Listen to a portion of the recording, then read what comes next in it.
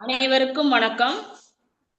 சங்கத்தமிழ் இலக்கிய பூங்கா தலைவராம் திருவள்ளுவரை வணங்கி செயலாளர் பாவேந்தர் பாரதாசனை வணங்கி மகிழ்கிறேன். திருக்குறள் கருத்தரங்கு நிகழ்வு 16.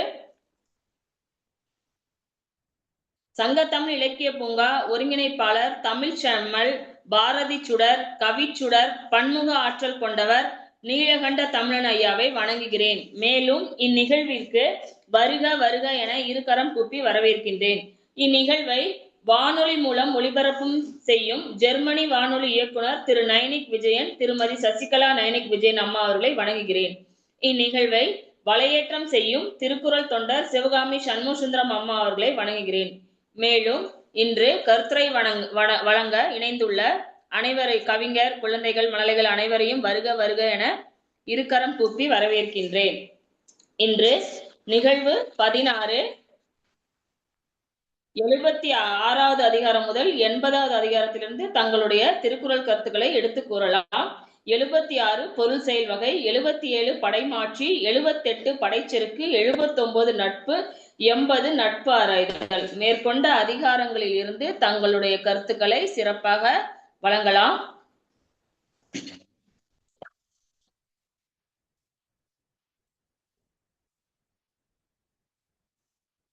புலன் உண்பவருக்கு எது கிடைக்காது? அருளாட்சி. புலால் உண்பவர்களுக்கு எது கிடைக்காது? அருளாட்சி. சமுதாய மதிப்பில்லாத செயல் புலால் உண்பது. சமுதாய மதிப்பில்லாத செயல் புலால் உண்பது. புலியின் தோல் போர்த்தி கொண்டு பசு பயிரை மேய்வது போன்றது மனத்தை அடக்கும் ஆற்றல் இல்லாதவரின் பொய்யான தவவேடம். புலியின் தோல் போர்த்தி கொண்டு பசு பயிரை மேய்வது போன்றது மனத்தை அடக்கும் ஆற்றல் இல்லாதவரின் பொய்யான தவவேடம். இப்பொழுது கருத்துரை வழங்க ரஷ்வினை அன்புடன் அழைக்கிறேன். ரஷ்வின். வணக்கம் மேம். வணக்கம். வணக்கம். அனைவருக்கும் வணக்கம். என் பெயர் ரஷ்வின். நான் இப்போது அதிகாரம் 79 நட்பு கூற வந்துள்ளேன். குறள் 781. செயற்கரிய யாவுல நட்பின் அதுபோல் வினைக்கரிய யாவுல காப்பு.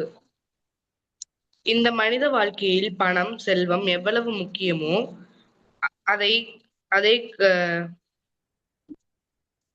அதை சம்பாதிப்பதை விட அதைவிட ஒரு மணி மேலோங்கி நல்ல நண்பர்களை சம்பாதிக்க வேண்டும். ஏனென்றால் நாம் இக்கட்டான சூழ்நிலையில் பணத்தை விட ஒரு நண்பன் கை கொடுப்பான் என்று கூறுகிறார் வள்ளுவர். அடுத்ததாக குறள் 782.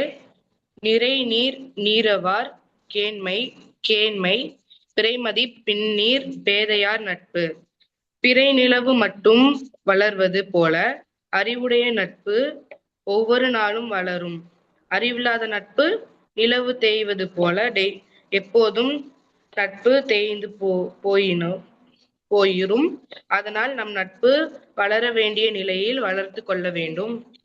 அடுத்ததாக குறள் 783.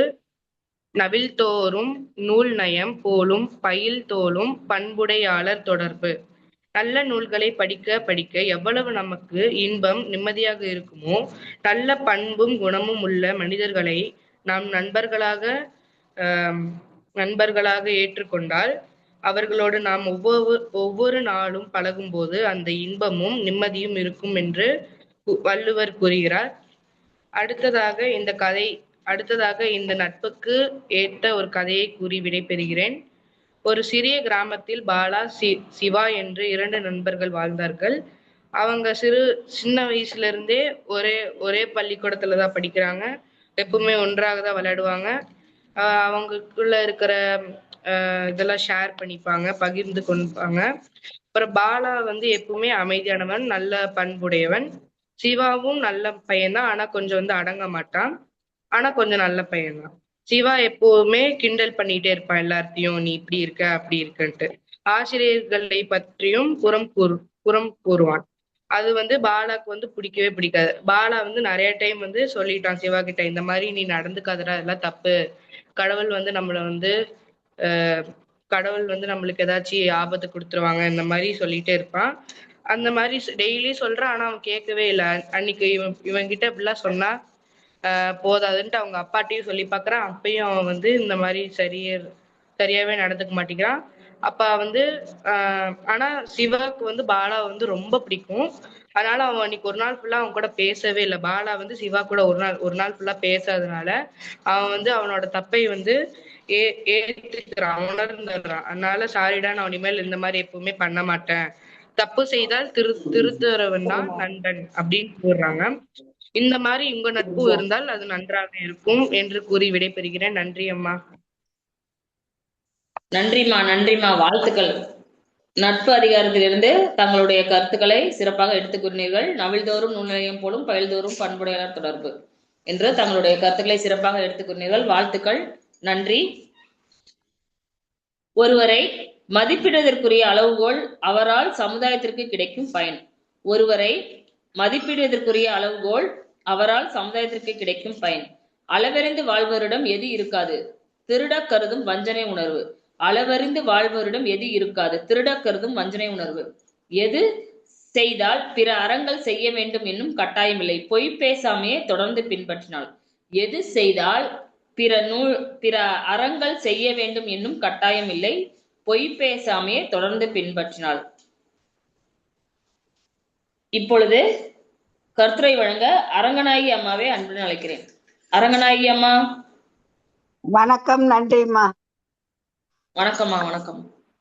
அன்னை தமிழுக்கு முதல் வணக்கம். சங்கத்தமிழக பூங்கா நிறுவனர் திருவள்ளுவரையும் செயலர் பாரதிதாசனையும் வணங்கி இதனை ஒளிபரப்பு செய்யும் ஜெர்மன் வானொலி நிறுவனர் நயனை விஜயன் அவர்களையும் அவர்தம் துணைவியார் சசிகலா விஜயன் அவர்களையும் வணங்கி சங்கத்தமிழ் இலக்கிய பூங்கா ஒருங்கிணைப்பாளர் பாரதி சுடர் நீலகண்ட தமிழன அவர்களையும் வணங்கி கற்பகம் அம்மாவையும் எழிலரசி சகோதரியும் வணங்கி சிவகாமி சண்முகசுந்தரம் சகோதரியும் வணங்கி கருத்தரங்கில் நுழைகிறேன். நான் எடுத்துக்கொண்ட அதிகாரம் நட்பாராய்தல் தான். சங்ககால இலக்கியங்களை நட்பை மேன்மைப்படுத்தி கூறுகின்றன. அவ்வாறே மனிதனுக்கு வழிகாட்டியாக உள்ளது திருக்குறள். இக்குறளை படைத்த வள்ளுவன் ஈரடியால் உலகை அளந்தவன். பல அறிஞர்களும் சான்றோர்களும் போற்றி புகழ்ந்துள்ளனர். கி.ஆ.பெ. விஸ்வநாதன் திருக்குறள் ஒரு வாழ்வு என்கிறார். திருக்குறளில் 133 அதிகாரங்கள் உள்ளது. 80வது அதிகாரம் நட்பாராய்தல் ஆகும். நட்பு உன்னதம், உண்மை. ஆனால் நட்பு ஆராய்ந்து கொள்ளல் வேண்டும். கூடார் நட்பு கேடில் முடியும். உன் நண்பன் யார் என்று சொல், நான் உன்னை பற்றி சொல்கிறேன் என்றார் ஓர் அறிஞன். நீரின் தன்மை எப்படி நிலத்தை பற்றி உள்ளதோ அதே போல் மனிதனின் தன்மை அவன் பழகும் நட்பை பொறுத்துள்ளது. இன்ப துன்பங்களை சொந்த மகளிடம் பகிர்வதை முடியாததை கூட நண்பனிடம் பகிர்வான். நண்பன் என்பவன் இன்னல் தீர்க்கும் தீர்வாக விளங்குகிறான். எனவே நண்பனை தேர்ந்து கொள்ளல் வேண்டும்.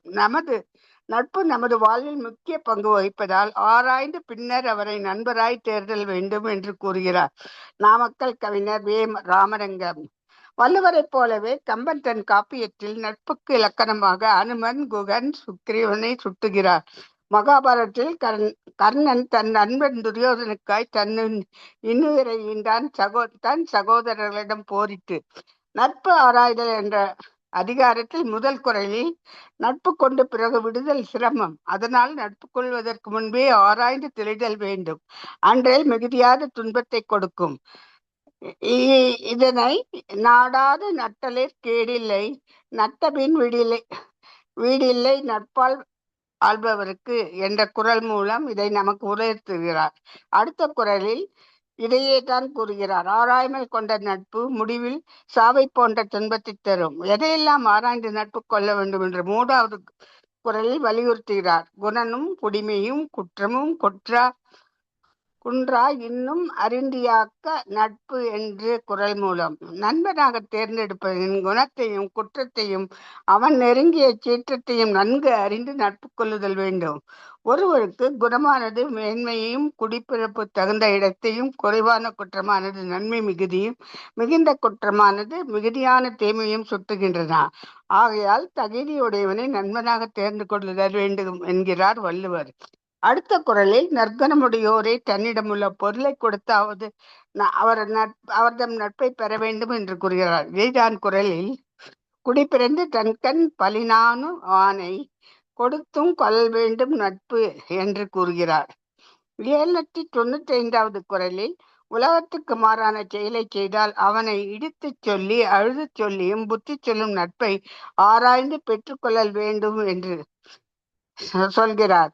அலச்சொல்லி அல்லது இடித்து வழக்கறிய வல்லார் நட்பு ஆய்ந்து கொலை என்பதே அக்குறள். ஒவ்வொரு வினையும் ஒவ்வொரு பாடத்தை தரும். அந்த வகையில் துன்பமும் ஒரு பாடத்தை கற்றுக் கொடுக்கும். அத்துன்பம் அவனுக்கு நண்பனை அடையாளம் காட்டும் அளவுகோலாகும். ஒருவனுக்கு ஊதியம் என்பது அறிவிலார் நட்பை உடனே விட்டிட வேண்டும் என்ற குறளை 797வது குறளில் கூறுகிறார். 798வது குறளில் சிறுமை எண்ணங்களை எண்ணாதே உள்ளம் சிறுக்கும் துண்ண கைவிடுவோ நட்பை ஏற்காதே என்று சொல்லுகிறார். 798வது பாடலில் உள்ளற்க உள்ளம் சிறுகுல கொல்லற்க அல்லர்கண் ஆற்றறுப்பார் நட்பு என்கிறார். நம் இன்புறும் போது கூட இருந்து அல்லல் படும் போது நம்மை விட்டு விலகிய நட்பை உடனே கைவிட வேண்டும். நண்பனை ஊக்குவிப்பனே சிறந்த நண்பன் ஆவான். தான் மேன்மையடைய செய்து மகிழ்ப்பவனே சிறந்த நண்பன் ஆவான். மாறாக உள்ளம் நோக பேசுபவனும் உள்ளம் நோகும் செயலை செய்பவனும் நல்ல நண்பர்கள் அல்ல. அடுத்து 799வது குறள், நம் துன்பம் நேர்கையில் நம்மை விட்டு விலகுபவர்களை இறக்கும் தருவாயில் கூட அதை நினைத்தால் அவர்கள் செயல் உள்ளத்தை சுடும் என்கிறார். கடைசியாக 800வது குறளை பார்ப்போம். மருவுக மாசற்றார் கேண்மை ஒன்றித்தும் ஒருவுக ஒப்பிலார் நட்பு. உலகத்தோடு ஒத்து வாழும் குற்றமற்றவரின் நட்பை நாட வேண்டும்.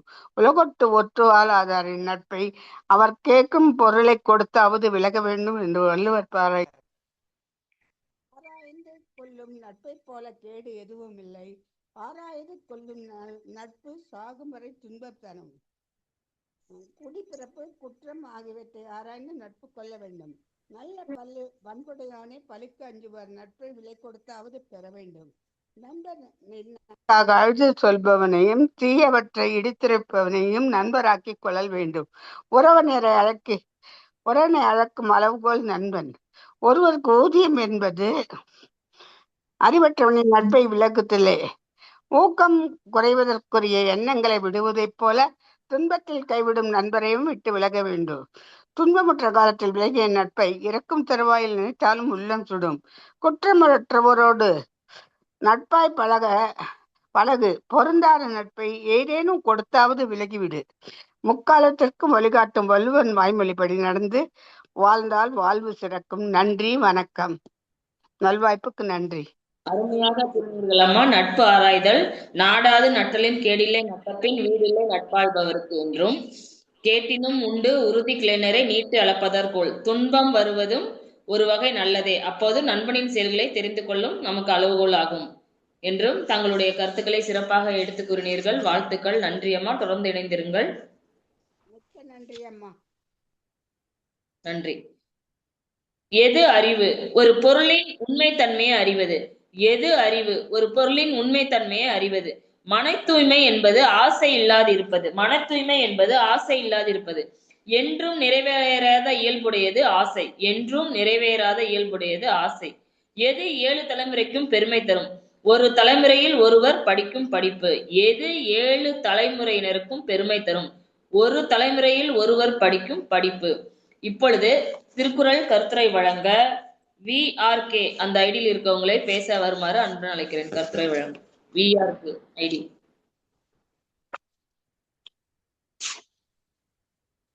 வணக்கம். VRK வணக்கம். வணக்கம். வணக்கம். விஜயலட்சுமி. பேர் என்னம்மா? என் பேர் Vijayalakshmi. Vijayalakshmi. Okay okay okay okay okay okay. கேக்குறது. வணக்கம் அம்மா. பாரதி சுடர் நீலகண்ட தமிழன் அவர்களுக்கும் ஜெர்மன் தமிழ் அறிவி வானொலி விஜயன் அவர்களுக்கும் இந்த நிகழ்வை சிறப்பாக நடத்தி கொண்டிருக்கக்கூடிய மற்றும் உள்ள சான்றோர் பெருமக்கள் அனைவருக்கும் வணக்கம். நான் எடுத்துக்கொண்டிருக்கக்கூடிய அதிகாரம் பொருள் செயல் வகை. அதாவது இந்த உலகத்துல மனிதன் பிறப்பு முதல் இறப்பு வரை அனைத்து செயல்களுக்கும் அடிப்படையாக இருப்பது பொருள்தான். அதனாலதான் பொருளற்றால் பூதளம் வாழார் அப்படின்னு ஒரு பழமொழி இருக்குது. பணம் பத்தும் செய்யும், பணம் பாதாளம் வரை பாயும் அப்படின்னு பல்வேறு பழமொழிகள் பணத்தினுடைய சிறப்பையும் பெருமையும் சொல்லுகின்ற வகையில் அமைந்திருக்கின்றன. அந்த வகையில அதிகாரத்துல வள்ளுவர் வச்சிருக்கிற தலைப்பே நம்மளை கொஞ்சம் யோசிக்க வைக்கிற மாதிரி இருக்கு. பொருள் செயல் வகை. பொருள் அவசியம்தான், தேவைதான். ஆனா அந்த பொருளை நாம் எப்படி வேண்டுமானாலும் ஈட்டலாமா அப்படின்னா கிடையாது. அதனாலதான் வள்ளுவர் பொருள் செயல் வகைன்னு வச்சிருக்கிறாரு. பொருள் தான் முக்கியம்னு நினைச்சிருந்தா பொருட்செல்வம்னு வச்சிருக்கலாம். ஆனா அவர் பொருள் செயல் வகை, பொருளை ஈட்டுகின்ற வழிமுறைகளை, பொருளை சேர்க்கக்கூடிய வழிமுறைகளை, அதே நேரம் பொருள் இல்லாவிட்டால் ஒரு மனிதனுக்கு மதிப்பு இல்லை என்பதையும் இந்த அதிகாரத்துல மிக நுட்பமாக ஆணித்தரமாக வள்ளுவர் சொல்லுகின்றார். இந்த அதிகாரத்தை நம்ம 3 வகையில பிரிச்சுக்கலாம். அதாவது குறள் எண் 751 53 வரைக்கும் எடுத்துக்கிட்டீங்கன்னா பொருளினுடைய முக்கியத்துவம், அதாவது செல்வத்தினுடைய முக்கியத்துவத்தை பற்றி வள்ளுவர் விளக்குகின்றார். அடுத்து 754 757 வரைக்கும் எடுத்துக்கிட்டீங்கன்னா செல்வத்தை சேர்க்கக்கூடிய வழிமுறைகளை பற்றி சொல்லுகின்றார். அடுத்தது 758 எடுத்துக்கிட்டீங்கன்னா செல்வத்தினுடைய அவசிய தேவை, அது எப்படி இருக்கணும் அப்படிங்கிறத பத்தி சொல்றாரு. அடுத்தது கடைசி 2 குறள்ல நம்ம செல்வத்தை ஈட்டினால் மட்டும் போதாது, அதை பாதுகாக்க வேண்டும், நல்வழியில் பயன்படுத்துவதற்கு அதை பாதுகாப்பது மிக மிக அவசியம் என்று சொல்லுகின்றார். அந்த வகையில பாத்தீங்கன்னா முதல் குறளே இந்த வையத்தினுடைய அடிநாதத்தை உணர்த்தக்கூடிய குறளாக அமைந்திருக்கின்றது. இந்த வையத்துல ஒருத்தனுக்கு மதிப்பு இருக்கு அப்படின்னா அதுக்கு காரணம் அவனுடைய பொருள் தான். அப்புறம்தான் படிப்பெல்லாம். இதை இதுல நல்வழியில கூட ஔவையார் சொல்லும்போது ரொம்ப அழகா சொல்லுவாரு. கல்லானை ஆனாலும் கைப்பொருள் ஒன்றுண்டாயின் எல்லாரும் சென்றாங்கு எதிர்கொள்வர். பேச்சு வழக்குல கூட ஒரு பழமொழி சொல்லுவாங்க, பணக்காரனோட 10 பேரு, பைத்தியக்காரனோட 10 பேருன்னு. சோ பணம் இருந்தா அவனை சுத்தி வாழ்க கோஷம் போடுவதற்கும் இவரை போல் உண்டா என்று சொல்வதற்கும் பல்வேறு கூட்டங்கள் நிறைந்திருக்கும். அதனால ஒருத்தருக்கு மதிப்பு தருவது பொருள், பொருள் பொருளேதான் என்பதை வள்ளுவர் பொருள் அல்லவரை பொருளாக செய்யும் பொருள் அல்லதில்லை பொருள் என்று சொல்லுகிறார். ஒரு பொருட்டாக மதிக்கத்தகாதவரையும் ஒரு பொருட்டாக மதிக்க செய்வதில் பொருளுக்கு இணையானது வேறு எதுவுமே இல்லை. அதே நல்வழியிலே கடைசியில பாத்தீங்கன்னா இல்லாத இல்லம் வேண்டாம் தாய் வேண்டார் செல்லாத அவன் வாயிற்சொல் அப்படிம்பாரு. அப்ப பொருள் இல்லாதவனை கட்டின மனைவி, பெற்ற தாய், உற்றார் உறவினர் சுற்றம் யாரும் மதிக்க மாட்டாங்க. அதே நேரம் அவன் வாய்ச்சொல்லுக்கு எந்த விதமான பலனும் இருக்காது. ஆகையால் செல்வம் உள்ளவரைத்தான் இந்த உலகம் மதிக்கும், செல்வம் இல்லாதவரை இந்த உலகம் மதிக்காது என்பதை ஆணித்தரமாக அடுத்த 2வது குறளில் இல்லாரை எல்லாரும் எல்வர் செல்வரை எல்லாரும் செய்வர் சிறப்பு என்று சொல்லுகிறார். ஆகையால் இந்த உலகத்துல நம்ம நினைச்ச காரியத்தை நினைச்ச நேரத்துல நம்ம முடிக்கணும் அப்படின்னா அதுக்கு ஒரே ஒரு வெளிச்சம் தரக்கூடிய ஒன்று எது என்றால் பொருள். அதனாலதான் பொருள் என்னும் பொய்யா விளக்கம் இருளருக்கும் எண்ணியதேயத்து சென்று. அதுவும் இந்த காலத்துல பாத்தீங்கன்னா பொருள் கையில இருந்த முன்னாலாம் பணம் காசை வச்சுக்கிட்டு அலைஞ்சுக்கிட்டு இருந்தாங்க. இப்ப போன்லயே பொருளை வச்சுக்கிட்டு அலையறான். சோ நினைச்ச நேரத்துல நினைச்ச நொடியில நினைச்ச விஷயத்த அவனால என்ன பண்ண முடியுதுன்னா அடைய முடியுது. ஆக அந்த அளவுக்கு பொருள் என்பது மனித வாழ்க்கையில் ஆக்கிரமிப்பு கொண்டுள்ளது. ஆகையால் அந்த பொருளை நாம் எப்படி ஈட்ட வேண்டும் என்பதான் சொல்றாரு. இந்த குறள் வள்ளுவனுடைய அந்த கருத்து அறம் பொருள் இன்பம் என்ற 3 பாலையும் வலியுறுத்துகின்ற விதமாகவே இந்த குறள் அமைந்திருப்பது மிகச்சிறப்பாக உள்ளது. அரண் ஈனும் இன்பமும் ஈனும் திறனறிந்து தீதின்றி வந்த பொருள். அதாவது நேரிய வழியில சம்பாதிச்ச பொருள் அறத்தை தரக்கூடியதாகவும் இன்பத்தை தரக்கூடியதாகவும் இருக்கும். ஆகையால் நீ ஈட்டக்கூடிய பொருள் என்பது அறவழியில் வந்த பொருளாக இருத்தல் வேண்டும் என்பதை சொல்லுகின்றார். இந்த இடத்துல ஒரு சின்ன கதை மட்டும் சொல்லிக்க விரும்புறேன் நானு. பயாபதி என்ற மன்னன் தன்னுடைய நாட்டை மிக செல்வ செழிப்போடு ஆண்டு கொண்டிருந்தான். அவன் மக்களையும் நல்ல முறையில நடத்திக்கிட்டு இருந்தான். அவனுடைய ஆட்சி சிறப்பை உணர்ந்த மக்களும் அவனுக்கு எந்த விதமான இதுவும் இல்லாம அவனுடைய வரி கேட்கறதுக்கெல்லாம் எப்போதும் வரி கொடுத்து மிக சிறப்பாக நாடு செல்வ செழிப்போடு இருந்தது. ஒரு குறிப்பிட்ட காலம் தாண்டி மழை இல்லாம போய் பஞ்சம் வறண்டதுனால அவன் வந்து என்ன பண்ணா, தன் கருவூலத்துல இருக்கக்கூடிய பொருள்களை எல்லாம் வந்து எந்த முறையில மக்களுக்கு செயல்படுத்தி கொடுக்கணுமோ அதுக்கான வழிமுறைகளை திட்டிக் கொண்டிருக்கின்ற நேரத்துல அரசருடைய அனுமதி இல்லாமலேயே அமைச்சன் என்ன சொல்லிட்டான் அப்படின்னா, மக்கள் கிட்ட இது நாள் வரைக்கும் மக்கள் என்ன பொருள் வரியா செலுத்திக்கிட்டு இருந்தாங்களோ அதே பொருளை வரியா செலுத்தணும் அப்படின்னு சொன்னப்ப அரசருக்கு அந்த செய்தி போனது. அப்ப கூப்பிட்டு கேட்டாரு, இத்தனை நாள் மக்கள் வந்து சந்தோஷமாகவும் மகிழ்ச்சியாகவும் கருணையோடும் நமக்கு வரி கொடுத்து கொண்டிருந்தார்கள். இப்போ பஞ்சம் இருக்கிற நேரத்திலயும் நீங்க அந்த மாதிரி வரி கொடுங்கன்னு மக்களை கட்டாயப்படுத்துறது எந்த விதத்திலையும் நியாயம் இல்ல.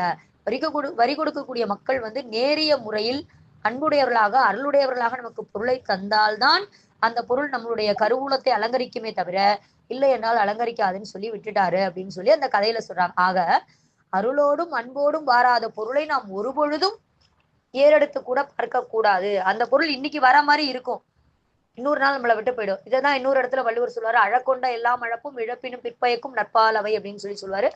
ஆக நல்வழியில் நற்செயல் செய்து ஈட்டிய பொருள் தான் நம்முடைய கருவூலத்தை அலங்கரிக்கும். அப்படிப்பட்ட பொருள் தான் நாம் பெற வேண்டும். மக்களை வந்து வலியுறுத்தி கட்டாயப்படுத்தி துன்பப்படுத்தி வரி வாங்க கூடாது அப்படிங்கிறதுல வந்து அந்த மன்னன் தெளிவா இருந்ததாக சொல்லுவாங்க. ஆக அன்பும் அருளும் கொண்டு வரக்கூடிய பொருள் தான் நம்மளுடைய வாழ்க்கையை அலங்கரிக்கக்கூடிய பொருளாக இருக்கும். அப்படிப்பட்ட பொருளை நேரிய வழியில் நேர்மையான முறையில் நியாயமான வழியில் பொருளீட்ட வேண்டும் என்பதை வள்ளுவர் இந்த இடத்துல சொல்லுகின்றார். அப்படி நீ ஈட்டிய பொருளை உன் கையில் வைத்து கொண்டு நீ ஒரு செயலை செய்தால் அது பாதுகாப்பு, அப்படி இல்லைன்னா அது பாதுகாப்பு இல்லைங்கிறத அடுத்த குறள் ரொம்ப அழகா சொல்றாரு. குன்றேறி யானை போர் கண்டற்றால் தன் கைத்து ஒன்று உண்டாக செய்வான் வினை. ஒருவன் தன் கையில் பொருளை வைத்துக் கொண்டு ஒரு செயலை செய்வது என்பது குன்றின் மீது நின்று யானை போரை காண்பதற்கு சமம். அதே தன் கையில பொருள் இல்ல, அடுத்தவன் தயவை எதிர்பார்த்து ஒவ்வொன்றும் நம்ம நின்றுகிட்டு ஒரு காரியத்தை நம்ம செய்யறோம் அப்படின்னா அது வந்து எந்த வகையிலும் பாதுகாப்பான விஷயம் அல்ல. ஆகையால் உனக்கு பாதுகாப்பை தரக்கூடிய போதிய செல்வத்தை நீ கையில் வைத்திருக்க வேண்டும். அப்படி போதிய செல்வம் உன் கையில் இருக்கின்ற பொழுது அந்த செல்வத்தை கொண்டு நீ செய்யக்கூடிய செயல் பகைவனினுடைய செருக்கையும் அழிமை வாய்ந்தது. ஆகையால் நம் கையில் ஒரு பொருளை வைத்துக் கொண்டு ஒரு செயலை செய்வதற்கு நியாயமான பொருளை ஈட்ட வேண்டும். அப்படி நியாயமான வழியில் எவன் ஒருவன் பொருளீட்டி பிறருக்கும் உதவி செய்து பிறரிடமும் கருட்டி நேரிய இப்படிப்பட்ட பொருளை ஈட்டியவனுக்கு என்பொருள்னா முன்னால சொன்ன அந்த அறம் பொருள் இல்லாத அறம் இன்பம் என்ற இரண்டும் தானாகவே வரும். ஏன்னா உன் கையில இருக்கிற பொருளை வைத்துக்கொண்டு நீ அடுத்தவங்களுக்கு உதவி செய்யறன்னு அது மூலமா உனக்கு மகிழ்ச்சி, நீ செய்த உதவியின் மூலமாக உனக்கு அறம் உன்னை தேடி வருகிறது. ஆகையால் அறம் செய்வதற்கும் உதவி செய்வதற்கும் மகிழ்ச்சியாக வாழ்வதற்கும் இந்த உலகத்தை எந்த விதமான துன்பமும் இல்லாமல் எதிர்கொள்வதற்கும் பொருள் ஒன்றே அவசியம். ஆகையால் அந்த பொருளை நாம் எப்பாடுபட்டாவது நேர்மையான முறையில் சேகரிக்க வேண்டும் என்பதைத்தான், சேமிக்க வேண்டும் என்பதைத்தான் வள்ளுவர் பொருள் செயல் வகை என்ற அதிகாரத்தில் மிகவும் அழகாக எடுத்துரைக்கின்றார். ஆகையால் நம் வாழ்வு பொருளுடைய வாழ்வாக இருக்க வேண்டும். ஆம், பொருள் உடைய வாழ்வாகவும் இருக்க வேண்டும், பொருளுடைய வாழ்வாகவும் இருக்க வேண்டும். நீ சேர்க்கின்ற பொருள் உனக்கு வாழ்வில் மகிழ்ச்சியை தர வேண்டும். உன்னுடைய பொருளால் உன்னுடைய வாழ்க்கையும் பிறருடைய வாழ்க்கையும் பொருளுடையதாகவும் மாற வேண்டும் என்பதை நினைவில் வைத்துக் கொண்டு நாம் ஒவ்வொருவரும் நல்ல வழியில் பொருளீட்டி நாமும் இன்பமாக வாழ்ந்து பிறரையும் இன்பமாக வாழ வைக்க முயற்சி செய்வோம். நன்றி, வணக்கம். வாழ்த்துக்கள் அம்மா. அறையினும் இன்பம் ஈனும் திறனறிந்து தீதின்றி வந்த பொருள். நேர்மையான வழியில் செல்வம் சேர்த்தவனுக்கு அந்த செல்வம் தரும் வழிகாட்டி இன்பமே அளிக்கும் என்றும், தங்களுடைய வாழ்க்கையில் எப்பொழுதும் நேர்மையான வழியில் பொருள்களை சேர்த்து அதை இன்பமாக வாழ வேண்டும் என்றும் தங்களுடைய கருத்துக்களை சிறப்பாக எடுத்து கூறினீர்கள். வாழ்த்துக்கள் அம்மா, தொடர்ந்து இணைந்திருங்கள். நன்றி. கட்டம் போடாமல் பகடை ஆடுவது போன்றது எது? கட்டம் போடாமல் பகடை ஆடுவது போன்றது எது? போதுமான நூல்கள் படிக்காமல் படித்தவர் கூட்டத்தில் பேச விரும்புவது. போதுமான நூல்கள் படிக்காமல் படித்தவர் கூட்டத்தில் பேச விரும்புவது. படிக்காதவர்கள் எது போன்றவர்கள்? பயன் தராத கலர் நிலம் போன்றவர்கள். படிக்காதவர்கள் எது போன்றவர்கள்? பயன் தராத கலர் நிலம் போன்றவர்கள். வண்ணம் தீட்டி அழகு செய்யப்பட்ட மண்பொம்மை போன்றது எது? சிறந்த ஆராய்ச்சியின் அறிவில்லாதவரின் அழகிய தோற்றம். சிறந்த ஆராய்ச்சி அறிவில்லாதவரின் அழகிய தோற்றம். மேற்கூறிய கருத்துக்கள் திருவள்ளுவர் நமக்காக வழங்கியது. இப்பொழுது கருத்துரை வழங்க முருகேசன் ஐயாவை அன்புடன் அழைக்கிறேன். முருகேசன் ஐயா, முருகேசன் ஐயா. வணக்கங்கம்மா. இது ரொட்டேட் பண்ணுங்க உங்க செல்ல. ஐயா நீங்க தலைகீழா இருக்கீங்க, செல்ல ரொட்டேட் பண்ணி விடுங்க. ரொட்டேட்ல வைங்க அந்த ஆப்ஷன். கரெக்டா இருக்கு, இப்ப கரெக்டா இருக்கு. ஓகே, ஓகேங்க, கருத்து வழங்கலாம். வந்துட்டேங்கம்மா, நன்றிங்கம்மா. இன்று நடைபெறுகின்ற இந்த திருக்குறள் கருத்தரங்கத்திற்கு தலைமையேற்று நடத்தி கொண்டிருக்கின்ற அம்மா அவர்களுக்கும், இந்த சங்கத்தமிழ் இலக்கிய பூங்கா நிறுவனர் ஐயா பாரதி சுடர் நீலகண்ட தமிழன் ஐயா அவர்களுக்கும், மற்றும் தன்னுடைய கருத்தாக்கங்களை சிறந்த முறையில் எடுத்துரைக்க வந்திருக்கும் கருத்தாளர்களுக்கும் எனது மனமார்ந்த முதற்கண் வணக்கத்தை தெரிவித்துக் கொள்கின்றேன். கரூர் மாவட்டம் தாந்தோணி மலையிலிருந்து கோ முருகேசன் நட்பாராய வந்திருக்கின்றேன். இன்று நட்பாராய்தல் இந்த அதிகாரத்தை மிக நுட்பமாக வைத்திருக்கிறார் நமது ஐயன் திருவள்ளுவர் என்பதே என்னுடைய கருத்தாகும். ஏனென்றால் எந்த ஒரு செயல்பாட்டிற்கும், அதாவது எந்த ஒரு வினைக்கும் உறுதியாக ஒரு பொருள் இருக்க வேண்டும் என்று எண்ணி இந்த நட்பாராய்தல் என்ற அதிகாரமானது பொருட்பாலில் அமைக்கப்பட்டுள்ளது. இந்த அதிகாரம் நட்பு என்ற அதிகாரத்திற்கு அடுத்து வைக்கப்பட்டுள்ளது. எண்ணி பார்க்கும் பொழுது ஒவ்வொருவரும் நட்பு கொள்ள வேண்டும். ஆனால் அந்த நட்பு எப்படி இருக்க வேண்டும் என்பதை ஆராய்ந்து நட்பு கொள்ள வேண்டும் என்பதை மிக தெள்ள தெளிவாக எடுத்துரைக்கின்றார். நட்பு ஒருவரிடம் கொண்ட பின்பு நாம் அதை அதிலிருந்து பிரித்து வரக்கூடாது. ஆராய்ந்து நட்பு செய்த பின் அதை காட்டிலும் தீமை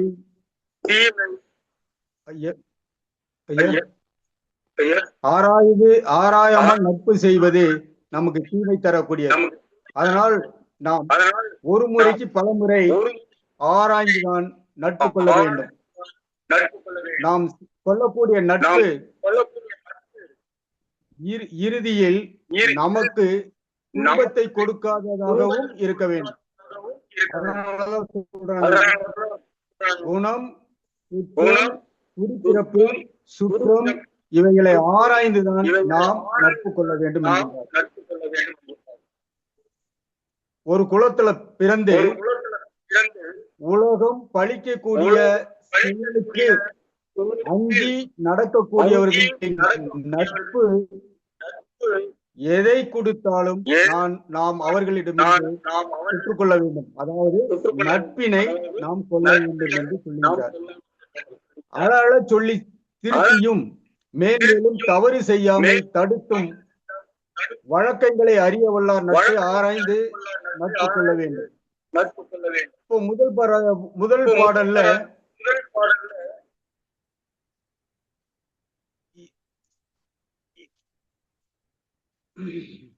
நாடாது நட்பு நட்டலின் கேள் இல்லை, நட்பத்தின் வீடு இல்லை, நட்பாள்பவருக்கு அப்படிங்கிறார். என்ன செய்யணும்னா நம்ம அவர்களிடத்தில் இருக்கக்கூடிய குற்றக்குறைகளை ஆராய்ந்த பின் தான் நம் நட்பு கொள்ள வேண்டும். இணக்கம் அறிந்து அவர்களோடு நாம் நட்பு கொள்ள வேண்டும். ஒரு வருடத்தில் இருக்கக்கூடிய குற்றம் ஒரு முறைக்கு பல முறை ஆராய்ந்து நட்பு கொள்ள வேண்டும். ஏனென்றால் பிற்காலத்தில் நாம் அந்த வாழ்வின் இறுதி நிலையில் இருக்கக்கூடிய நேரத்தில் ஒருவர் செய்த தீங்கினை எண்ணும் பொழுது அந்த காலத்து நமது மனம் மிகவும் துன்பத்தில் ஆளும். இதை தவிர்க்க வேண்டும் என்றால் ஆராய்ந்து நடத்தி கொள்ள வேண்டும். ஒருவனுடைய குணம், குடிப்பிறப்பு, குற்றம், குறைவில்லா குற்றம் முன்பே ஆராய்ந்து நட்பு கொள்ள வேண்டும். குணம் எப்படி? அந்த வள்ளுவர் அறநெறி அறத்து பல்ல சொல்ற மாதிரி இன்சொல், வாய்மை இதெல்லாம் அவங்க கிட்ட இருக்கா அப்படிங்கிறத ஒரு முறைக்கு பல முறை இது போன்ற குணங்கள் அவர்கிட்ட இருக்கான்னு தெரிஞ்சுக்கணும். அவங்க எந்த குடியில் எப்படிப்பட்ட இடத்தில் பிறந்திருக்கிறார்கள், அதனுடைய சுற்றுச்சூழல் என்ன, இதெல்லாம் நம்ம சற்று நட்பு கொள்வதற்கு முன்பு ஆராய்ந்து நட்பு கொள்ள வேண்டும். இதுலதான் பழமொழி கூட சொல்லுது, சிநேகம் செய்த பின் சோதி தெரிந்த பின். எப்படி? நம்ம நல்லா ஆராய்ந்து தெளிந்ததுக்கு பின்னாடி சிநேகம் கொள்ள வேண்டும். அப்படி கொள்ளும் பொழுது நம்மளுடைய வாழ்க்கையில் பின்பகுதியில் நிச்சயமாக ஒரு நல்ல நட்பா இருக்கும் பொழுது நமது வாழ்க்கையில் நல்ல மகிழ்ச்சி உண்டாகும். நற்குடியில் பிறந்தவனையும் பழிக்கு அஞ்சுபவனையும் அவன் இருப்பதை கண்டால் அவன் என்ன கேட்கிறானோ அந்த பொருளை கொடுத்தாவது அவங்க கிட்ட நம்ம நட்பு கொள்ளணும் அப்படிங்கிறது ரொம்ப அழுத்தமாக சொல்லியிருக்கிறார். குற்றம் கண்டால் அழுமாறு, அதாவது சொல்லுவாங்க, அழ சொல்லுவாங்க, ஆதரிக்க சொல்லுவாங்க, சிரிக்க சிரிக்க சொல்லுபவர்கள் சீரழிய சொல்பவர்கள் என்று சொல்லுவார்கள். அதைத்தான் பழமொழி கூட அழகாக சொல்லும். அழ சொல்லுவார் தான் தன் மனிதன், அழ சொல்லுவார் தன் மனிதன். அப்ப ஒருத்தர்கிட்ட நட்பு கொள்ளும் பொழுது அந்த நண்பர்களிடத்தில் ஒரு தவறான பாதைக்கு போயிடக்கூடாதுங்கிற ஒரு எண்ணத்துல அவங்க சொல்லக்கூடிய அந்த நல்ல வழிமுறைகள் கொண்டிருப்பவர் எப்படிப்பட்டவர்களா இருப்பாருன்னா தன் மனிதனா தன்மை உடைய மனிதர்களாக இருப்பார்கள். அப்படிப்பட்ட மனிதர்களை பார்த்து நாம் அவர்களிடம் நட்பு கொள்ள வேண்டும். கேட்டினும் உண்டோர் உறுதி கிளைஞரை நீட்டி அளப்பதோர் கோல். நம்ம ஒரு இடத்திட்ட நம்ம நட்பு வச்சுக்கிட்டோம். அந்த நண்பரிடத்துல எதிர்பாராத விதமாக நமக்கு ஒரு கேடு வருது அப்படின்னு சொன்னோம்னா அதுல கூட நமக்கு நன்மை இருக்குது அப்படிங்கிறாரு வள்ளுவர். என்ன நன்மை அப்படின்னு கேட்டீங்கன்னா, அப்படிப்பட்ட நண்பரை இந்த நிலையிலாவது நாம் உணர்ந்து கொண்டோமே, ஒரு ஆழ்ந்த துன்பத்தில் ஆழ்த்த இயலாத நிலைக்கு நம்மை நாம் ஆட்படுத்திக்க வேண்டும். அந்த தருணத்தை நம்ம அறிஞ்சுக்கணும் அப்படிங்கிறார். இதுதான் நமக்கு என்ன செய்யறாரு, ஒரு நண்பர்கிட்ட இருக்கக்கூடிய அவரை பற்றி நம்ம அறிந்து கொள்ளக்கூடிய ஒரு அளவுகோலாகும். கேடு வந்த விடத்து ஒரு பயன் உண்டாம், அக்கேடு நட்டாரது தன்மையை நீட்டி அளந்தறிதற்கு ஒரு கோலமாதலால் என்கிறார். ஆபத்தில் அறியலாம் அருமை சிநேகிதன். இது ஒரு பழமொழி. ஒருவனுக்கு லாபம் என்பது அறிவில்லாதவரோடு நட்பாதல் என்கிறார். ஒருவருக்கு லாபம் யாரு? அறிவில்லாதவங்க கூட நட்பு கொள்ளாம இருக்கணும். இது மனக்குடவர் சொல்றாரு. ஆனா அதே சமயத்துல பரிதியார் என்ன சொல்றாருன்னா, ஒருவனுக்கு லாபம் என்ன அப்படின்னு கேட்டா பொல்லாதவங்க கூட நட்பை வச்சுக்க கூடாது. இப்ப மொத்தத்துல அறிவில்லாம இருக்கக்கூடியவங்க எப்பொழுதும் ஏதோ ஒரு காலகட்டத்திலேயாவது அவங்க தன்னுடைய நிலையை விட்டு ஒரு பொல்லாத நிலைக்கு போய் விடுவார்கள். அவர்கள் நமக்கு ஒரு பொல்லாங்கை தீங்கை செய்து விடுவார்கள் என்று இருவருமே குறிப்பாக சுட்டி காட்டியிருப்ப தங்களது விளக்க வரியில் சுட்டி காட்டியிருக்கிறார்கள் என்பதை நான் நினைக்கிறேன். ஊதியம் ஒருத்தருக்கு ஊதியம் என்ன? நம்ம வாழ்க்கைக்கு அடிப்படையாக இருக்கக்கூடியது ஊதியம்னு சொல்றோம். அப்போ நம்ம மனிதனுக்கு நம்ம ஒரு சிறப்பா வாழணும் அப்படின்னா அந்த நட்பு எப்படி இருக்கணும்னா, பேதையாக இல்லாம இருக்கக்கூடியவங்ககிட்ட நாம் நட்பு கொள்ள வேண்டும். உள்ளற்க உள்ளம் சிறுகுவ கொள்ளற்க அல்லற்கண் ஆற்றறுப்பான் நட்பு.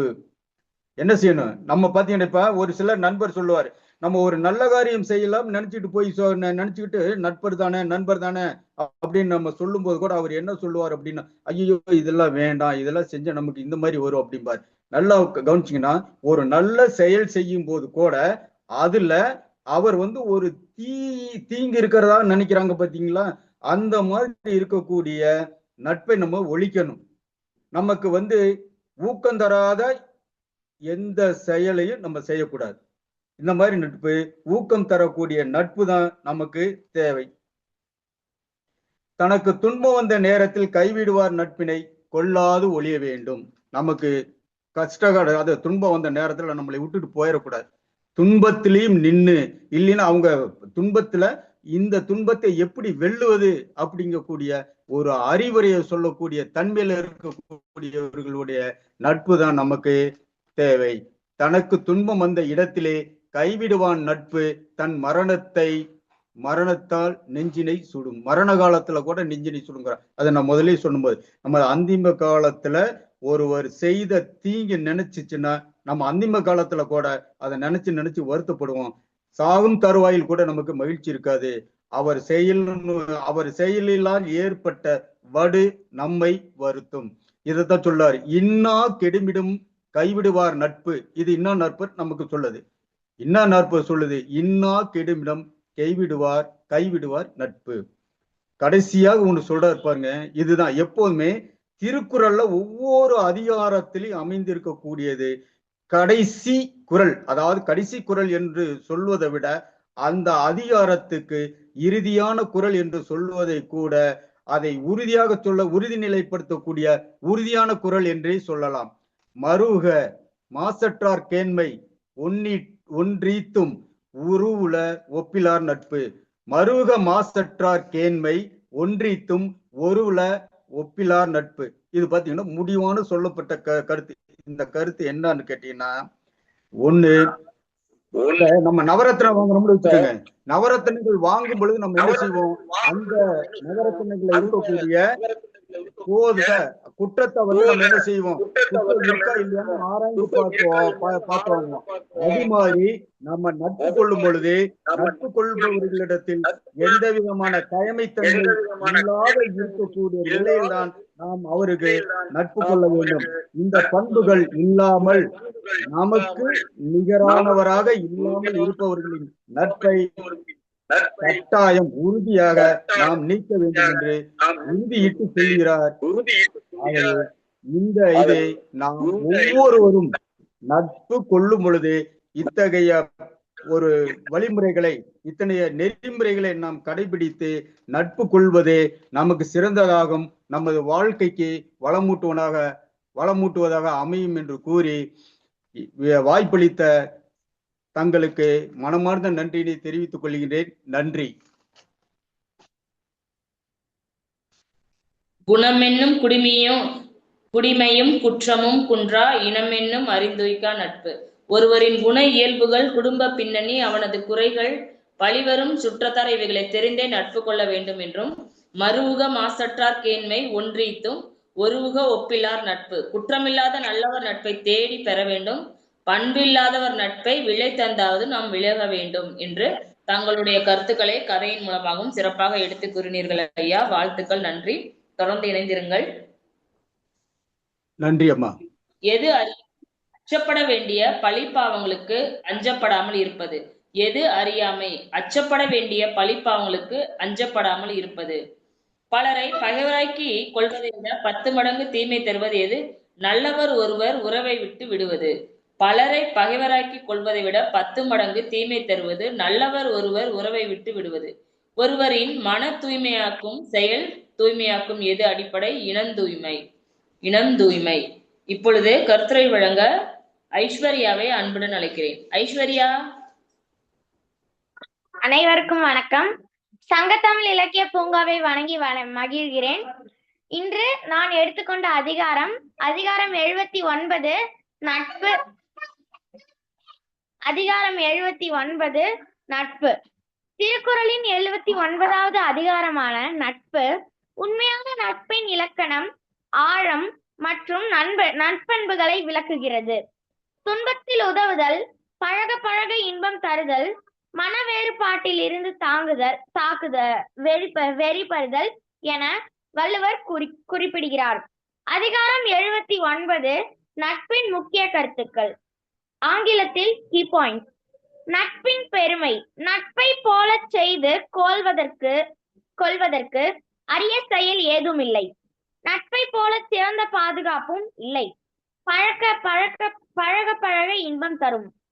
நல்ல நூல்களை வாசிக்க இன்பம் தருவது போல பண்புடையவர் நட்பு பழக பழக இன்பம் தரும். துன்பத்தில் உதவுதல். ஆடை நழுவும் பொழுது கைகள் உடனே சென்று காப்பது போல நண்பனுக்கு துன்பம் வரும் பொழுது உடனே சென்று போக்குவதே உண்மையான நட்பு என்று வள்ளுவர் குறிப்பிடுகிறார். நட்பின் சிறப்பு. நட்பை போல செய்து கொள்வதற்கு அரியதும் பாதுகாப்பான செயல் வேறெதுவும் இல்லை. மற்றும் பழகும் முறை. இறுதியாக பழகும் முறை. நூல் நயம் படிப்பவர் மனதை இன்புற்றுவது நல்லது. அடுத்ததாக ஒரு கதை கூறுகிறேன். இந்த கதையில் இடம்பெறுவோர் மாறன் மணி அப்புறம் ஒரு கரடி. காட்சி ஒன்றில் மாறன் மணி இருவரும் ஒரு நண்பர்கள். எப்பொழுதுமே நகமும் சதையும் போல ஒட்டியே இருப்பர். அப்படி இருக்கும் பொழுது எப்பொழுதுமே அவங்க ஒன்றாதான் சாப்பிடுவாங்க, ஒன்றாதான் எப்பவுமே பள்ளியில இருந்து வீடு திரும்புவாங்க, எப்பொழுதுமே காலையிலும் ஒன்றாதான் வீட்டுல இருந்து பள்ளிக்கும் செல்வார்கள். எப்பொழுதுமே ஒரே பென்சிலே தான் உட்கார்ந்துருப்பாங்க. படிக்கலனாலும் 2 பேரும் ஒரே டைம்ல தான் அடி வாங்குவாங்க, ஒரே மாதிரியே தான் இருப்பாங்க 2 பேருமே. ஷேரிங் இஸ் கேரிங் மாதிரி எப்பவுமே ஷேர் பண்ணியே சாப்பிடுவாங்க. எப்பவுமே பகிர்ந்து உண்பதற்கு அவர்கள் அவருக்கு அடிச்சுக்கிறதுக்கு யாருமே இல்லை. எப்பவுமே அவங்க ஒட்டியே இருப்பாங்க இல்லையா. அப்படி ஒரு நாள் என்ன பண்ணும் போதுன்னா சாயங்காலம் சிறப்பு வகுப்பு நடக்குது, ஸ்பெஷல் கிளாஸ். அப்படி நடந்து முடிஞ்ச உடனே 5:30 மணிக்கு 2 பேரும் சைக்கிள் எடுத்துட்டு நடந்துட்டு வராங்க. ஒருத்தர் சைக்கிள், அதாச்சும் மாறன் சைக்கிள்ல வரான், மணி சைக்கிள்ல வரான், மாறன் நடந்து வரான். அப்போ மாறனுக்கு மணிக்கு என்ன ஆகல, நம்ம மட்டும் சைக்கிள்ல போறோமே, அவன் மட்டும் நடந்து வரானேன்னு என்ன பண்றாங்க, மாறனை டபுள்ஸ் அடிச்சு கூட்டிட்டு போறாங்க. அதாவது இந்த இதுல இருந்து டபுள்ஸ் அடிச்சுட்டு கூட்டிட்டு போகும்போது என்ன நடக்குதுன்னா, சைக்கிள்ல திடீர்னு பஞ்சர் ஆயிடுது. சரி, ஓகே, அதை ஓரமா நிறுத்திக்கலாம் அப்படின்னு சொல்லிட்டு ஒரு கடைக்கு ஓரமா நிறுத்தி விட்டு அவங்க 2 பேரும் நடந்து போறாங்க. அப்படி நடந்து போகும்போது திடீர்னு காடு கிட்டதான் அவங்களோட வீடு இருக்கிறதுனால காடு கிட்ட அந்த மேடும் பழமா இருக்கிற இடத்துக்கிட்ட அங்க நிறைய செடி கொடிகள் மரங்கள் எல்லாமே இருக்கிற இடத்துல நடந்து போகும்போது திடீர்னு ஒரு கரடி வந்துடுது. அந்த கரடியை பார்த்து 2 பேருமே அலண்டு பயந்து போயிடுறாங்க. மணி என்ன பண்ணிடுறான், மணிக்கு மரம் ஏற தெரியும். அதனால அவன் என்ன பண்ணிடுறான்னா மரம் கடன்னு ஏறி அவன் பாட்டுக்கு மரத்துல போய் உட்காந்துக்கிறான். மாறனுக்கு மரம் ஏற தெரியாது, அவன் பாவம். அதனால அவனுக்கு என்ன பண்றதுன்னே தெரியல. அவன் கொஞ்ச நேரம் யோசிச்சான். கொஞ்ச நேரம் யோசிச்சதுக்கு அப்புறம் அவனுக்கு ஒரு சிந்திப்பு வந்தது. என்னன்னா, கரடி நம்மள எதுவும் பண்ணாத இருக்கிறதுக்கு நம்ம ஒரு யோசனை செய்யலாம் அப்படின்னு சொல்லிட்டு அவன் என்ன பண்ணிடுறான், பாறைக்கு பின்னாடி அங்க ஒரு பாறாங்கல் இருக்கு, அதுக்கு பின்னாடி போய் செத்த மாதிரி, அதாவது இறந்து போன உடல் மாதிரி நடிச்சுக்கிறான். மூச்சை அடக்கி புடிச்சுக்கிட்டு இறந்து போன உடல் மாதிரி நடிக்கிறான். கரடி என்ன பண்ணுது, இந்த மாறனை பார்த்துட்டு இவன் என்னமோ இறந்து போயிட்டான் போல அப்படின்னு சொல்லிட்டு கரடி என்ன பண்ணிடுது, போயிடுது.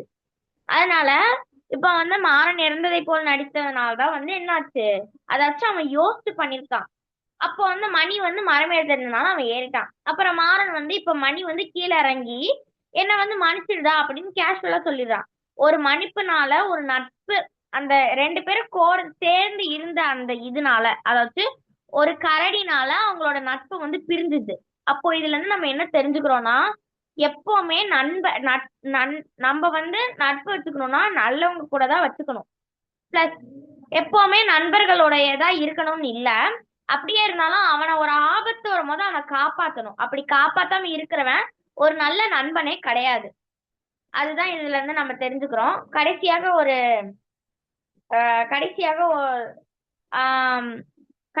ஒரு கருத்துடன் என்னோட கருத்தரங்கத்தை முடிக்கிறேன். கருத்து களஞ்சியம். இது என்னோட காம்போசிஷன்ல இருந்து நான் எடுத்து சொல்றது. கருத்து களஞ்சியம் திருக்குறளை பத்தி.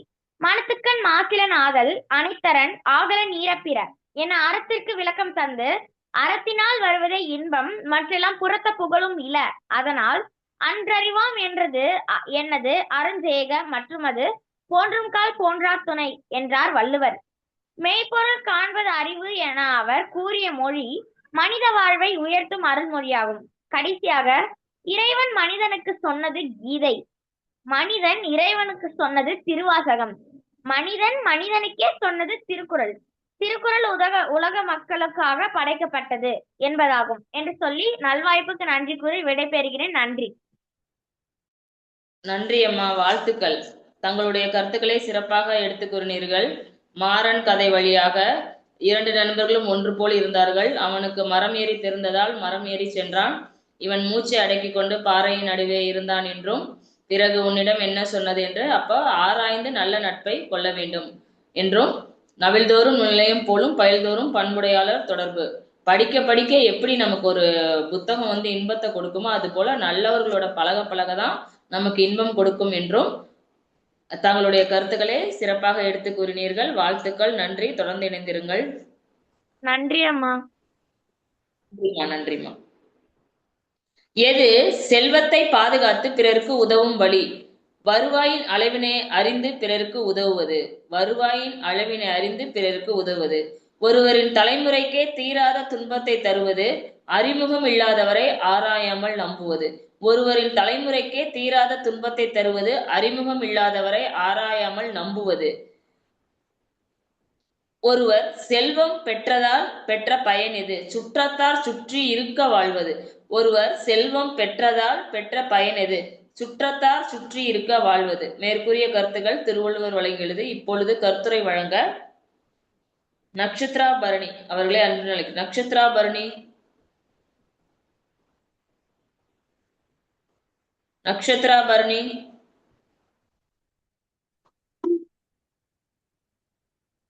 அனைவருக்கும் வணக்கம். என் பெயர்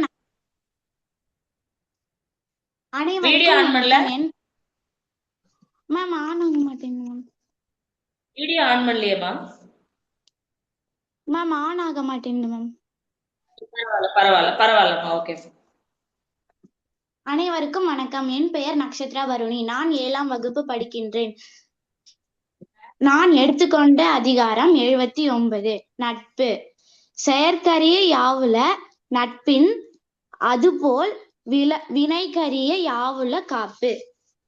இவ்வுலகில் நட்பு போல செய்து கொள்வதற்கு அரிய பொருள் எதுவும் இல்லை.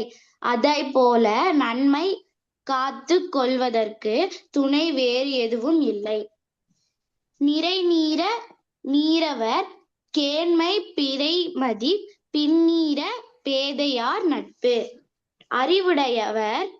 அறிவுடையவர்களிடம் நாம் கொண்ட நட்பானது சந்திரனின் வளர்பிறை போல நாள்தோறும் அந்த நட்பு வளரும்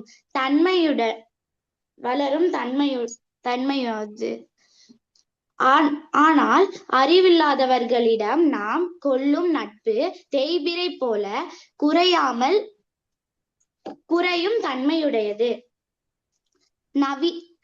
நவில்தோறும் நூல் நயம் போலும் பயில்தோறும் பண்புடையாளர் தொடர்பு. நல்ல குணமுடையவர்களிடம் நாம் கொண்ட நட்பு பழகும் போதெல்லாம் இன்பம் தரும். நல்ல நூல்களை கற்பதற்கு படிக்கும் போதெல்லாம் இன்பம் தருவது போலாகும். நகுதற் பொருட்டன்று நட்டல் மிகுதிக்கண் மேற்சென்று இடித்தற் பொருட்டு.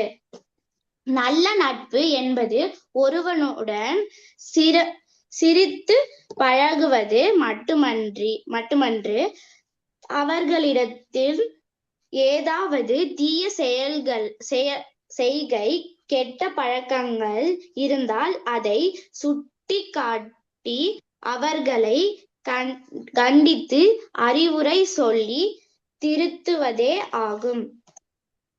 உணர்ச்சி பழகுதல் வேண்டா உணர்ச்சிதான் நட்பாம் கிழமை தரும்.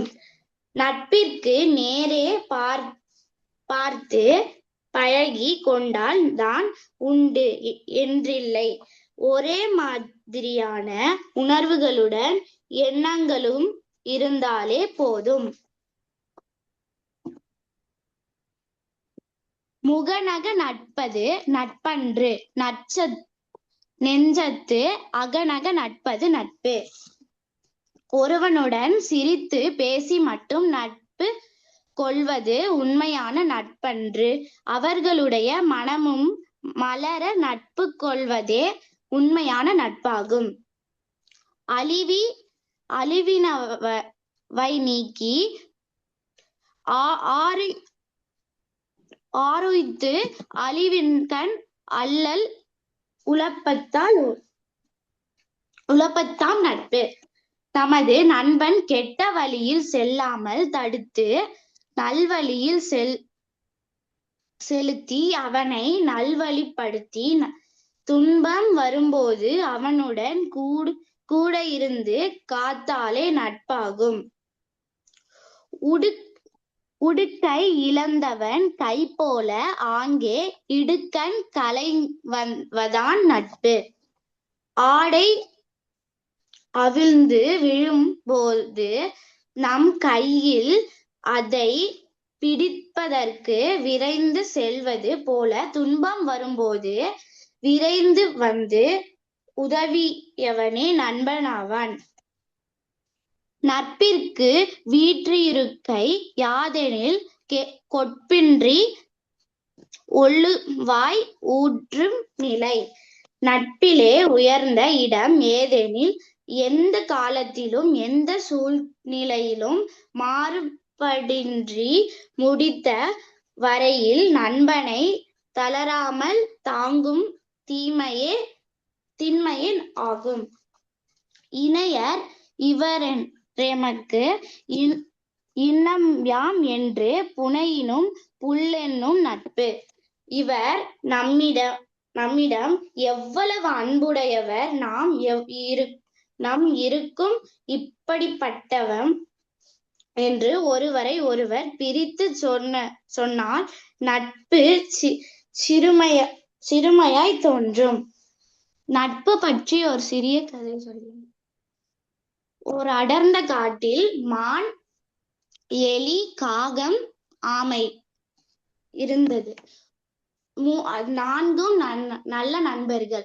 ஒரு நாள் ஆமை, எலி, காகம் மூன்றும் நின்றிருந்தது. மான் மட்டும் வரவில்லை.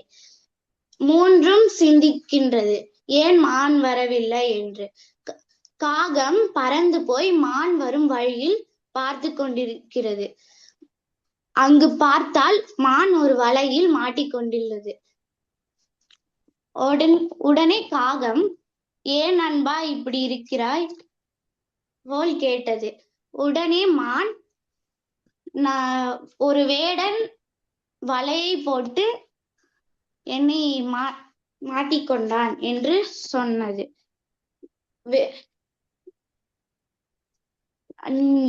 நான் போய் காகம், ஆமை இவங்கெல்லாம் கூட்டிட்டு வர அப்படின்னு சொல்லும். உடனே அது போனோடனே 3 பேரும் சிந்திச்சுட்டே இருப்பாங்க. அவங்க சிந்திச்சோடனே வந்தோடனே எலி அந்த வலைய கடிச்சு மானை காப்பாத்திரும். உடனே அந்த வேடன் நடந்து வரும். வந்தோடனே, ஏன் நண்பா நீங்க வந்த அப்படின்னு கேட்கும். வேடன் வந்தா நான் போய் புதருக்குள்ள ஒளிஞ்சிருவேன், மான் ஓடி போயிரும், காகம் பறந்து போயிரும், நீ மெதுவா நடந்து போறதுக்குள்ள வேடன் உன்னை பிடிச்சிருவான் அப்படின்னு சொல்லுச்சு. அதே மாதிரி வேடன் வந்தான், மான் ஓடி போயிருச்சு, காகமும் பறந்து போயிருச்சு, எலியும் புதருக்குள்ள ஒளிஞ்சிச்சு. ஆமை மெதுவா நடக்குது. வேடன் பாத்துட்டான் அந்த ஆமை நடக்கிறத. அதை தூக்கிட்டு போகும்போது அத மானு, எலி, காகம்லாம் பாத்துட்டு இருக்காங்க. உடனே அந்த காகம் மான் கிட்ட சொல்லுது, நீ போய் அங்கேயும் இங்கேயும் ஓடு, அப்ப அந்த வேடன் பாப்பான், நீ தப்பிச்சு போன மான் தானன்னு சொல்லி நீ பிடிக்க வருவான், அப்ப நீ சுருண்டி கீழே செத்த மாதிரி விழுந்துரு அப்படின்னு சொல்லுவாங்க காக்கா. உடனே அதுவும் போய் விழுந்துரும். அப்ப அந்த வேடன் பாப்பான், இது நம்ம கிட்ட இருந்து தப்பிச்சு போன மான் தானே அப்படின்ட்டு உடனே வந்து வேடன் வந்து பிடிக்க வருவான். அந்த காகம் வந்து உடனே எலி வந்து போய் அந்த ஆமைய காப்பாத்தி வந்துரும். உடனே மானும் ஓடி போயிரும்.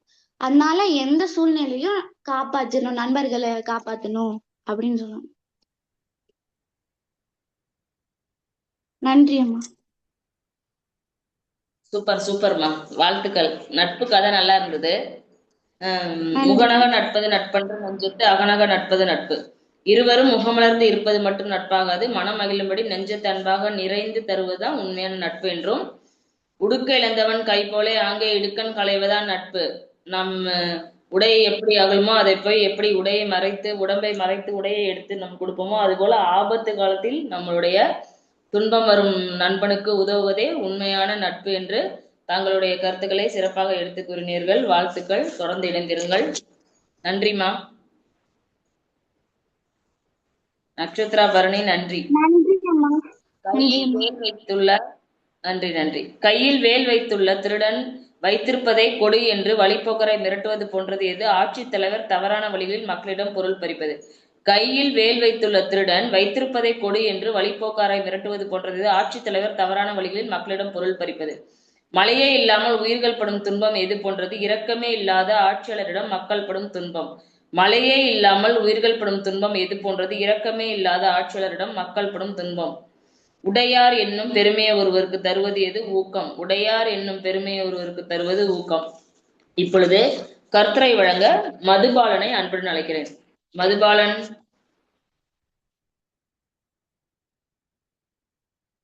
மதுபாலன்.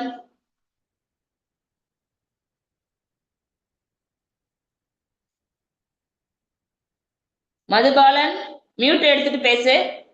மியூட் எடு. மதுபாலன். அனைவருக்கும் வணக்கம். அனைவருக்கும் வணக்கம்.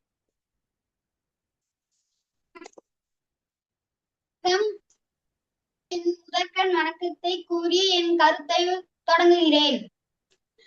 திருக்குறள் கருத்து. அதிகாரம் 79. நான் எடுத்த அதிகாரம். நட்பு. நட்பு என்பது எதிர்பார்ப்புகளை இல்லாமல் இணைந்து இருக்கும் ஒரே உறவு நட்பு. தட்டி கொடுக்க நண்பன் இருந்தால் வேதனை கூட சாதனையாகும். கடவுள் கொடுத்த வரமாக இருந்தாலும் கடவுளுக்கே கிடைக்காத ஒரே உறவு நட்பு. நட்பு மேகமல்ல களைவதற்கு. நட்பு அன்னையின் அரவணைப்பு. நட்பு என்ற பந்தம் இங்கு இல்லை என்றால் தாய் தந்தை இருந்தும்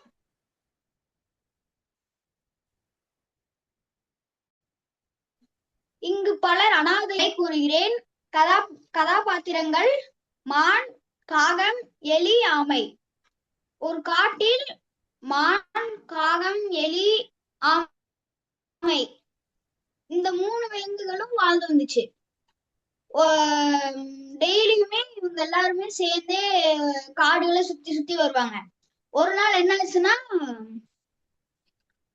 மான் வந்து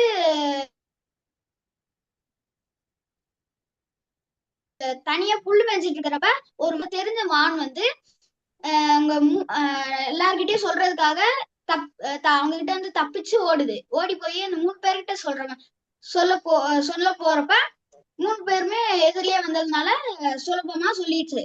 இதனால 3 பேருமே குழுவா சேர்ந்து சிந்திக்கிறாங்க என்ன பண்ணலாம் அப்படின்னு. அப்ப வந்து எலி சொல்லுது, நம்ம எல்லாம் போய் ஒரு பெரிய பாறைக்கு பின்னாடி போய் ஒளிஞ்சுக்கலாம் அப்படின்னு சொல்லுது. ஆனா ஆமை சொல்லுது, ஆமை வந்து நீங்க எல்லாம் வேகமா ஓடி போய் சொல்லிடுவீங்க, ஒளிஞ்சுக்குவீங்க,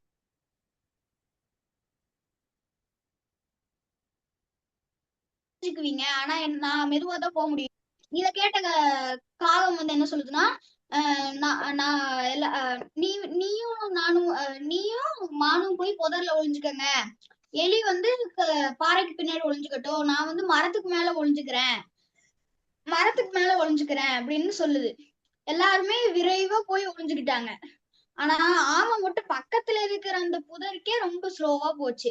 ஸ்லோவா போய் பாக்குறப்ப அந்த வேடன் வந்து பாத்துட்டான். வேடன் பார்த்து அந்த ஆமையை பிடிச்சிருச்சு. அதுக்கப்புறமா 3 பேருமே ரொம்ப வருத்தப்படுறாங்க. சரி, காகம் சொல்லுது யாரும் வருத்தப்படாதீங்க, நம்மளோட நண்பனை நம்ம காப்பாத்திடலாம், நம்ம கரெக்டா பிளான் போட்டோம்னா அவனை காப்பாத்திடலாம் அப்படின்னு சொல்லுது. அப்புறமா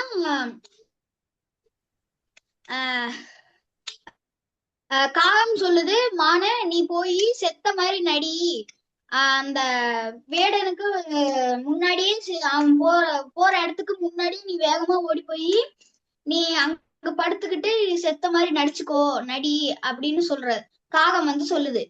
நீ அப்படின்னு எல்லாருமே எலி வந்து போய் ஒளிஞ்சுக்குது. அப்புறமா எலி வந்து சரியான சந்தர்ப்பத்துக்காக ஒளிஞ்சிருக்குது. அதுக்கப்புறமா மான் வந்து அந்த செத்த மாதிரி போய் நடிக்குது. அப்போ அந்த வேடன் அந்த வேடன் பார்த்துட்டான். பார்த்ததுக்கு அப்புறமா அந்த ஆமை எல்லாம் எனக்கு எதுக்கு, நான் இவ்வளவு பெரிய மானையே நான் எடுத்துட்டு போய் நான் சுட்டேன்னு சொல்லிக்குவேன் அப்படின்னு சொல்லலாம் அப்படின்ட்டு அந்த ஆமையை அங்கேயே வச்சுட்டு போயிட்டு அந்த மானை தூக்கி தோல்ல போட்டு கொண்டு போலான்ட்டு தூக்கி போடுறாங்க.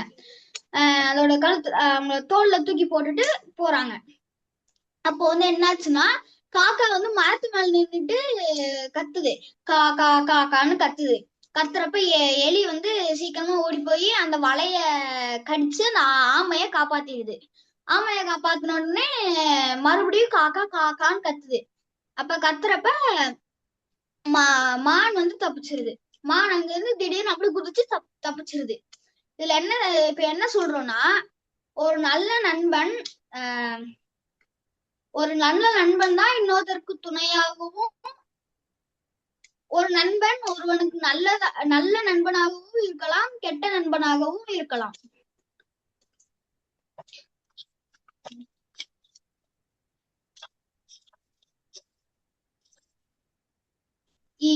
எழுநூத்தி 81வது குறளில் செயற்கரிய யாவுல நட்பின் அதுபோல் வினைக்கரிய யாவுல காப்பு. இந்த குறளில் நட்பு கொள்வதை விட செயற்கரிய விஷயம் வேறு என்ன உள்ளது, பகைவர் செய்யும் வினைக்கு காவலாக இருப்பது அதை தவிர வேறு உண்டோ என்பதை இக்குறள் விளக்குகிறது. 782வது குறள் அறிவுடையவரின் நட்பு பிறை வளர்வது போல் நிறைந்த வளரும் தன்மை உடையது. அறிவற்றவரின் நட்பு நிறைந்த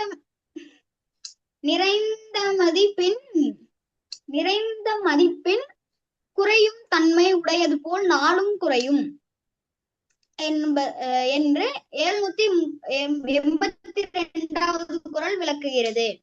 783வது குறள் நூலின் நற்பொருள் கற்கு தோறும் இன்பம் தருதலை போல நற்பண்புடையவரின் நட்பு பழக பழக இன்பம் தரும் என்று 783வது குறள்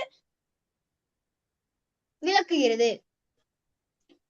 ஒருவரோடு ஒருவர் நட்பு கொள்ளுதல் என்பது அவர்கள் சிரித்து மகிழ்வதற்காக மட்டும் அன்று, நண்பரிடம் விரும்பத்தக்கதாக செயல் கண்டால் அவரை இடித்துரைத்து புத்தி சொல்வதற்காகவும் என்று 784வது குறள் விளக்குகிறது. ஒருவரிடம் நட்பு கொள்வதற்கு அருகருகே இருப்பதோ நெருங்கி பழகுவதோ தேவையில்லை, ஒத்த எண்ணங்களிலிருந்து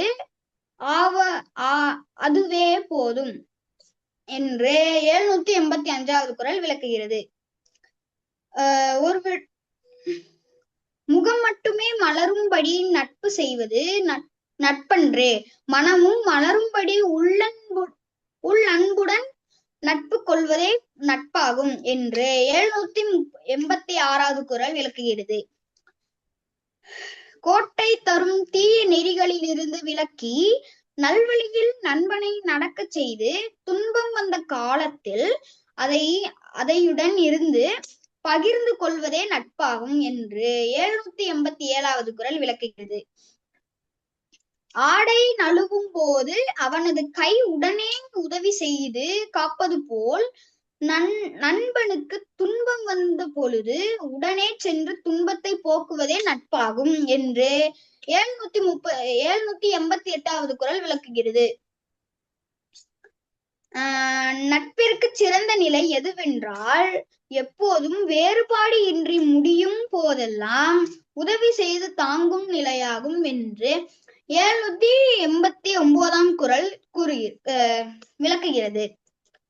இவர் எமக்கு இத்தன்மையானவர் யாம் இவர்க்கு இத்தன்மையுடையோம் என்று நட்பின் அளவை சொன்னாலும் இந்த நட்புதான் சிறப்பை இழந்து போகும் என்று 790ஆம் குறள் விளக்குகிறது. அனைவருக்கும் நன்றி. நிறை நீர நீரவர் கேண்மை பிறைமதி பின்னீர பேதையார் நட்பு. அமாவாசைக்கு பிறகு சந்திரன் வளர்வதை போல நல்லவர்கள் நட்பு நாம் கொண்டு வளர வேண்டும். பௌர்ணமிக்கு பிறகு சந்திரன் தேய்வதை போல தீயவர்கள் நட்பானது தேய்ந்து போக வேண்டும் என்றும், நட்பிற்கு வீற்றிருக்க யாதெனில் கொட்டப்பின்றி ஒள்ளும்பாய் ஊன்றும் நிலை, வேறுபாடு கருதாமல் முடியும் போதெல்லாம் நண்பனுக்கு உதவுவதே நல்ல நட்பாகும் என்று தங்களுடைய கருத்துக்களை சிறப்பாக எடுத்து கூறினீர்கள். வாழ்த்துக்கள். நன்றி. தொடர்ந்து இணைந்திருங்கள். நன்றி அம்மா. நன்றி. நன்றி. போர் செய்ய பேடி தன் கையில் வாள் எடுத்தது போன்றது எது? உழைப்பு இல்லாதவர் செய்யும் உதவி. போர் செய்ய பேடி தன் கையில் வாள் எடுத்தது போன்றது எது? உழைப்பில்லாதவர் செய்யும் உதவி. பகைவரும் விரும்பும் சிறப்பை தருவது துன்பத்தையே இன்பம் என கொள்வது. பகைவரும் விரும்பும் சிறப்பை தருவது துன்பத்தையே இன்பம் என கொள்வது. எது சிறந்த பேச்சுவன்மை? கேட்பவரை கவர்வது, கேளாதவரை கேட்க தூண்டுவது. எது சிறந்த பேச்சுவன்மை? கேட்பவரை கவர்வது, கேளாதவரை கேட்க தூண்டுவது. இப்பொழுது கருத்துரை வழங்க டோசிலா அவர்களை அன்புடன் அழைக்கிறேன். டோசிலா. அனைவருக்கும் என் இனிய மாலை வணக்கங்கள். என் பெயர் டோசிலா. நான் 8ஆம் வகுப்பு ஜெய்சாரதா பதின்ம மேல்நிலை பள்ளியில் படிக்கின்றேன். இன்று நான் அதிகாரம் என்பது நட்பாராய்தல் குறித்து சில கருத்துக்களை தெரிவிக்க வந்துள்ளேன். நட்பை எவ்வாறு தேர்ந்தெடுக்க வேண்டும் மற்றும் யாருடைய நட்பை விலக்க வேண்டும் என்று திருவள்ளுவர் தெளிவான கருத்துக்களை கூறுகிறார். நட்பாராய்தல் பற்றிய முக்கிய கருத்துக்கள். நட்பை தேர்ந்தெடுத்தல். ஒருவரை பற்றி நன்கு ஆராயாமல் நட்பு கொள்ளக்கூடாது. நல்ல குணம், நல்ல குடும்ப பின்னணி, குற்றமற்ற நட்பு வட்டம் ஆகியவற்றை ஆராய்ந்து நட்பை தேட வேண்டும். பழிக்கு அஞ்சுபவர் மற்றும் குடிப்பிறப்பு உடையவர்கள் எத்தகைய விலை கொடுத்தாவது நண்பர்களாக ஏற்றுக்கொள்ள வேண்டும். தவறு செய்யும் போது கண்டித்து சரியான வழியில் நடந்துபவர்களோடு நட்பு கொள்ள வேண்டும். விலக்க வேண்டிய நட்பு. அறிவற்றவர்களின் நட்பு. அறிவில்லாதவர்களோடு கொண்ட நட்பை அது தெரிந்த உடனே விட்டுவிடுவதே ஒருவருக்கு நன்மை பயக்கும். கேடு விளைவிப்போர். கெட்ட காலத்தில் கைவிடுபவர்களின் நட்பை நினைத்து பார்ப்பது கூட உள்ளத்தை சுடும். துன்பத்தில் கைவிடுவோர். துன்பம் வந்தபோது கைவிட்டு போகும் நண்பர்களை ஒருபோதும் கொள்ளக்கூடாது. குற்றமற்றோர் நட்பு. குற்றமற்றவர்களின் நட்பையே கொள்ள வேண்டும். நட்பின் முக்கியத்துவம். ஒரு நண்பனை ஆராய்ந்து கொள்ளாமல் இருப்பது இறுதியில் தற்கொலைக்கு சமமான துயரத்தை தரும். கெடுங்காலத்தில் கைவிடுபவர் நட்பு நெருப்பை போன்றது. இறுதியில் சுருக்கமாக தீய குணமுடையவர்கள் மற்றும் ஆபத்து காலத்தில் கைவிடுவோரின் நட்பை காப்பதே சிறந்த நட்பாராய்தல் ஆகும் என்று வாய்ப்புக்கு நன்றி கூறி விடைபெறுகிறேன். நன்றி. சிறப்பம்மா. குடிப்பிறந்து தன்கண் பழிநாணும் வானை கெடுத்தும் கொள்ளல் வேண்டும் நட்பு. கேட்டினும் உண்டு ஒரு உறுதி கிளைஞரை நீட்டு அளப்பாதார் கோல் என்று நட்பு ஆராய்தல். நண்பர்களின் ஆராய்ந்து நட்பு கொள்ள வேண்டும் என்று தங்களுடைய கருத்துக்களை சிறப்பாக எடுத்துக் கூறினீர்கள். வாழ்த்துக்கள். நன்றி. சங்கத்தமிழ் இலக்கிய பூங்கா நிகழ்வு 16/9/2025. இன்று சங்கத்தமிழ் இலக்கிய பூங்கா ஒருங்கிணைப்பாளர் தமிழ் செம்மல், கவிச்சுடர், பாரதி சுடர், பன்முக ஆற்றல் கொண்டவர் நீலகண்டன் ஐயாவிற்கு என்னுடைய நன்றிகளை காணிக்கையாக்கின்றேன். மேலும் இந்நிகழ்வை வானொலி மூலம் ஒளிபரப்பும் ஜெர்மனி வானொலி இயக்குனர் திரு நைனிக் விஜயன், திருமதி சசிகலா நைனிக் விஜயன் அம்மா அவர்களுக்கும் நன்றியை கூறுகின்றேன். இந்நிகழ்வை வலையேற்றம் செய்யும் திருக்குறள் தொண்டர் சிவகாமி சண்முகசுந்தரம் அம்மா அவர்களுக்கும் நன்றி. இன்று கருத்துரை வழங்கிய ரஷ்வின், அரங்கநாயகி அம்மா, விஜயலட்சுமி அம்மா, முருகேசன் ஐயா, ஐஸ்வர்யா, மதுபாலன், நட்சத்திரா பரணி, டோசிலா ஆகியவர்களுக்கு என்னுடைய சங்கத்தமிழ் இலக்கிய பூங்காவின் மூலம் நன்றிகளை தெரிவித்துக் கொள்கின்றேன். அனைவருக்கும் நன்றி, வாழ்த்துக்கள். நன்றி அம்மா.